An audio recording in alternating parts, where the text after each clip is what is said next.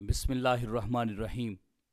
رسول اللہ صلی اللہ علیہ وآلہ وسلم کی احادیث کو حفظ کرنا، ان کو زبانی یاد کرنا، یہ ایک انسان کے لیے بہت بڑی سعادت کی بات ہے۔ پیارے آقا علیہ الصلوۃ والسلام نے ایسے شخص کے لیے دعا بھی مانگی ہے، اس کو دعا بھی دی ہے، اور پھر اس کے بعد اس کے لیے شفاعت، اور اس شخص کے لیے پیارے آقا علیہ الصلوۃ والسلام نے اس قیامت کے روز اس کے حق میں گواہی دینے کا کہ اس کو نوید بھی سنائی ہے۔ پیارے آقا علیہ الصلوۃ والسلام نے ایسے شخص کو جو آپ صلی اللہ علیہ وسلم کی احادیث کو زبانی یاد کرے، اس کو اپنا خصوصی فیض بھی عطا فرمایا ہے۔ اس کا مطلب ہوا کہ پیارے آقا علیہ الصلوۃ والسلام یہ چاہتے تھے کہ آپ صلی اللہ علیہ وسلم کی احادیث کو آپ کی امت زبانی یاد کرے۔ یہی وجہ ہے کہ آپ نے اس شخص کو جو آپ کی ایک حدیث کو زبانی یاد کرے، آپ صلی اللہ علیہ وآلہ وسلم نے اس شخص کو دعا دی ہے۔ فرمایا نضر اللہ عمران سمع منا حدیثا فحافظہ حتی یبلغہ۔ آپ صلی اللہ علیہ وآلہ وسلم نے فرمایا جس شخص نے میری ایک حدیث سنی، ہم سے ایک حدیث سنی، پھر اس کو زبانی یاد کر لیا، زبانی یاد کرنے کے بعد اس کو آگے پہنچا دیا، نضر اللہ عمران، اللہ رب العزت اس شخص کو تر و تازہ رکھے۔ اس کا مطلب ہے حضور علیہ الصلوۃ والسلام نے ایسے شخص کو دعا دی ہے کہ جو شخص بھی آپ صلی اللہ علیہ وآلہ وسلم کی حدیث کو حفظ کرے گا، اگر ایک حدیث کو حفظ کرے گا تو اس کو یہ دعا ہے، اور جس کو کثرت کے ساتھ آپ صلی اللہ علیہ وآلہ وسلم کی احادیث زبانی یاد ہوں گی، اس شخص کا کیا مقام ہوگا، اس شخص کو کتنی تر و تازگی مل رہی ہوگی، اس دنیا میں بھی اور آخرت کے لیے بھی اس کے لیے کتنی تر و تازگی ہوگی۔ جو حفظ حدیث، جو پیارے آقا علیہ الصلوۃ والسلام کی احادیث کا ذخیرہ حفظ کرنے کا مشن ہے، یہ ایک عظیم الشان مشن اور ایک انسان اور امتی کے لیے بہت بڑی سعادت کی بات ہے۔ ایک دوسرے مقام پر آپ صلی اللہ علیہ وآلہ وسلم نے فرمایا، یہ روایت اگرچہ اپنی اسانید کے اعتبار سے ضعیف ہے، لیکن اپنے متن کے اعتبار سے شہرت کی حامل ہے۔ متن کے اعتبار سے محدثین کرام نے اس حدیث کو مشہور کہا ہے، چونکہ ہر دور میں اس حدیث پر کام ہوتا رہا۔ وہ حدیث پاک کیا ہے؟ آپ صلی اللہ علیہ وآلہ وسلم نے فرمایا من حافظ 40 حدیثا بعثہ اللہ یوم القیامت فقیہا وکنت لہ یوم القیامت شاہدا وشفیعا۔ آقا علیہ الصلوۃ والسلام نے فرمایا جس نے 40 احادیث زبانی یاد کی، اس کو قیامت والے دن فقیہ کے طور پر اٹھایا جائے گا، اور میں اس کے لیے گواہ بھی ہوں گا اور اس کے لیے سفارشی بھی ہوں گا، اس کے لیے شفاعت بھی کروں گا۔ تو پیارے آقا علیہ الصلوۃ والسلام نے مزدہ جاں فضا سنایا ہے۔ میں نے اس حدیث کا حکم بیان کر دیا ہے کہ یہ سند کے اعتبار سے تو ضعیف ہے، لیکن متن کے اعتبار سے اس حدیث کو محدثین کرام نے مشہور قرار دیا ہے۔ تو تمام محدثین کرام چونکہ اپنے اپنے عہد میں آپ صلی اللہ علیہ وآلہ وسلم سے 40 احادیث پر کام کرتے رہے، 40 کے نام سے احادیث لکھتے رہے، تو اس کی بنیاد یہی حدیث پاک ہے۔ تو پیارے آقا علیہ الصلوۃ والسلام نے جو شخص احادیث کو حفظ کرنے والا ہے، اس کے لیے دعا بھی کی ہے اور اس کو مزدہ جاں فضا بھی سنایا ہے۔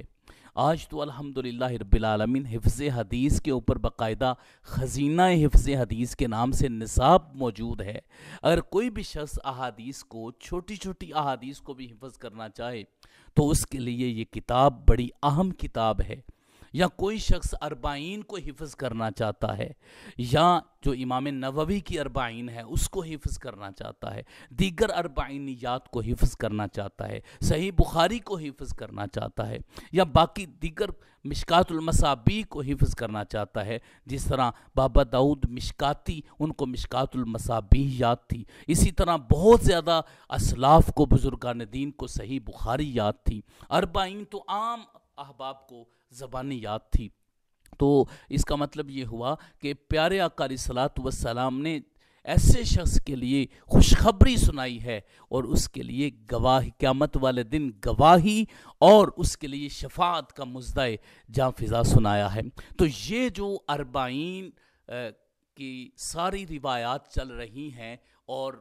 اس پر محدثین کرام 40 کے نام سے کتابیں لکھتے ہیں، اس کی بنیاد یہی حدیث پاک ہے۔ یہ جس کتاب کا میں ذکر کر رہا تھا،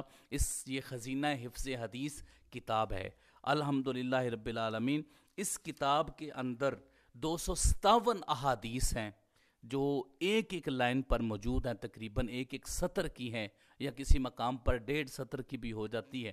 تو اس کے اندر ایک ذخیرہ ہے اور یہ چھوٹے چھوٹے بچے بھی اس کو یاد کر رہے ہیں۔ اگر کوئی انسان یہ چاہتا ہے کہ وہ بھی پیارے آقا علیہ الصلوۃ والسلام کی احادیث کو یاد کرے تو وہ اس کتاب کا مطالعہ، خزینہ حفظ حدیث کا مطالعہ کر سکتا ہے۔ یہ الحمدللہ بندہ ناچیز نے خود لکھی ہے اور اسی لیے لکھی ہے، اس کا مقصد یہ ہے تاکہ لوگ زیادہ سے زیادہ احادیث کو حفظ کریں۔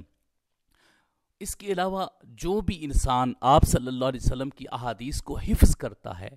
یا حفظ کرنا چاہتا ہوتا ہے، اس کو آپ صلی اللہ علیہ وآلہ وسلم خصوصی فیض عطا کرتے ہیں۔ حضرت ابو ہریرہ رضی اللہ تعالی عنہ نے پیارے آقا علیہ الصلوۃ والسلام کی بارگاہ میں عرض کیا، یا رسول اللہ صلی اللہ علیہ وسلم، انی اسمع منک حدیثا کثیرا انساہو، یا رسول اللہ صلی اللہ علیہ وسلم، میں آپ سے احادیث بہت زیادہ سنتا ہوں لیکن میں ان کو بھول جاتا ہوں۔ پیارے آقا علیہ الصلوۃ والسلام نے فرمایا، ابسط رداک، آپ اپنی چادر بچھائیے۔ تو حضرت ابو ہریرہ رضی اللہ تعالیٰ عنہ فرماتے ہیں، فبسطتہ، یہ صحیح بخاری کی روایت ہے، فرماتے ہیں میں نے چادر بچھائی، آپ صلی اللہ علیہ وآلہ وسلم نے کیا کیا، فغرف بیدی، تو آپ صلی اللہ علیہ وسلم نے اپنے ہاتھ کے ساتھ ایک چلو بھرا اور اس چادر کے اندر ڈال دیا اور پھر فرمایا، ضمہ، اس کو اپنے ساتھ لگا لیجئے۔ حضرت ابو ہریرہ رضی اللہ تعالیٰ عنہ فرماتے ہیں، فضممتہ، تو میں نے اس کو اپنے ساتھ لگا لیا، فما نسیت شیئا بعدہ،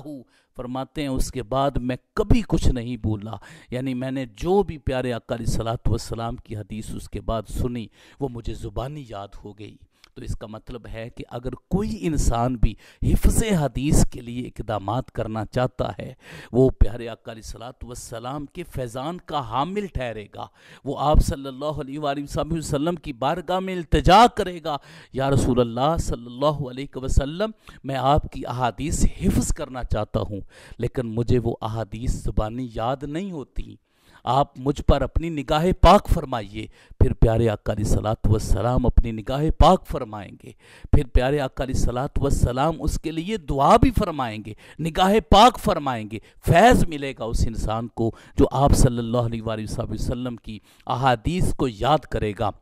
اب دیکھیں، صحابہ کرام کی تو کاوشیں تھیں، تابعین کی بھی کاوشیں تھیں کہ وہ پیارے آقا علیہ السلام کی احادیث کو حفظ کرتے تھے، اس پر ہمارا ایک الگ بیان ہوگا، لیکن جو خود پیارے آقا علیہ الصلوۃ والسلام کی ایک چاہت تھی یا ساتھ تھا یا دعا تھی یا اس کے لیے خصوصی مہربانیاں تھیں، وہ اس شخص کے لیے تھی جو آپ صلی اللہ علیہ وآلہ وسلم کے اقوال کو زبانی یاد کرتا ہے، جو آپ صلی اللہ علیہ وسلم کی احادیث کو زبانی یاد کرتا ہے، وہ انسان انتہائی خوش قسمت ہے اس دنیا کے اندر جو بھی آپ صلی اللہ علیہ وسلم کی احادیث کو حفظ کرے۔ آج الحمدللہ رب العالمین مختلف مقامات پر حفظ حدیث کے شعبہ جات اور مدارس شروع ہو چکے ہیں، اور جو بچے قرآن پاک حفظ کرتے ہیں وہ ساتھ ساتھ احادیث کو بھی حفظ کر رہے ہیں، جو علماء ہیں وہ 7 کتابیں روزانہ کی بنیاد پر احادیث کا مذاکرہ کر کے آپس میں تکرار کر کے یا زبانی اس کو یاد کرتے ہیں احادیث کو، تاکہ آپ صلی اللہ علیہ وسلم کی احادیث زبانی یاد ہو جائیں۔ ہر شخص، اگر کوئی بھی، تمام لوگوں میں سے اگر کوئی بھی شخص یہ خواہش رکھتا ہو کہ وہ بھی اس عظیم و شان کام کے اندر شامل ہو، پیارے آقا علیہ الصلوۃ والسلام کی اس کو دعا نصیب ہو جائے، آپ صلی اللہ علیہ وآلہ وسلم کی خصوصی شفاعت نصیب ہو، آپ کا خصوصی قرب نصیب ہو اور آپ کا خصوصی فیض ملے، تو پھر اس کو چاہیے کہ وہ آپ صلی اللہ علیہ وآلہ وسلم کی احادیث کو زبانی یاد کرے۔ اتنی باتیں، اتنے واقعات، اتنے قصے، کہانیاں اور اتنی پرانی باتیں ہمیں زبانی یاد ہوتی ہیں، لیکن اے کاش اگر ہمیں آپ صلی اللہ علیہ وآلہ وسلم کی احادیث زبانی یاد ہو جائیں تو یقین جانیے کہ پھر آپ صلی اللہ علیہ وآلہ وسلم کی خصوصی نگاہ نصیب ہو جائے گی۔ یہ اسی کو پتہ ہوتا ہے جس نے ان چیزوں کو سمجھ رکھا ہوتا ہے۔ وہ کسی نے کسی سے پوچھا تھا کہ آپ کو اتنی زیادہ احادیث یاد ہیں پیارے آقا علیہ الصلوۃ والسلام کی، اور ساری صحیح بخاری آپ کو یاد ہے، تو کیا آپ کو پیارے آقا علیہ السلام کا کوئی فیض بھی ملا ہے؟ تو انہوں نے آگے سے جواب میں کہا تھا کہ مجھے ہر ہفتہ میں اس صحیح بخاری کے زبانی یاد کرنے کے بعد ہر ہفتہ میں مجھے پیارے آقا علیہ الصلوۃ والسلام کا دیدار نصیب ہوتا ہے۔ میرے بھائیوں، بہت سعادت کی بات ہے کہ ہم آپ صلی اللہ علیہ وسلم کی احادیث کو زبانی یاد کریں اور حفظ حدیث میں اپنا کردار ادا کریں۔ اللہ رب العزت ہمیں عمل کی توفیق عطا فرمائے اور یہ اس سعادت سے بہرور فرمائے، آمین یا رب العالمین۔ وصلی اللہ علی حبیبہ سیدنا محمد وآلہ وصحبہ۔